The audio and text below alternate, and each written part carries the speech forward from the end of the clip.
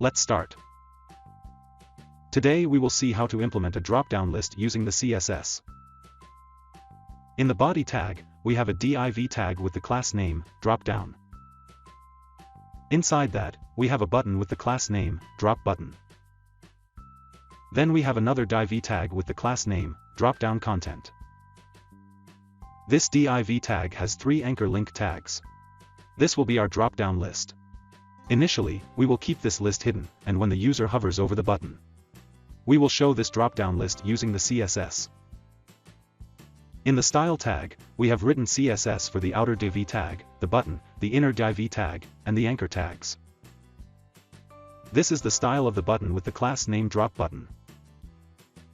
This is the style of the outer div tag with the class name drop down. This is the style of the inner div tag with the class name drop-down content, inside which we have our 3 anchor tags. The display attribute is set to none, so this part will be hidden initially. This is the style of the anchor tags, which we will use as the drop-down list. This is the style of the button, the anchor tags, and the inner div tag when they are hovered over by the mouse.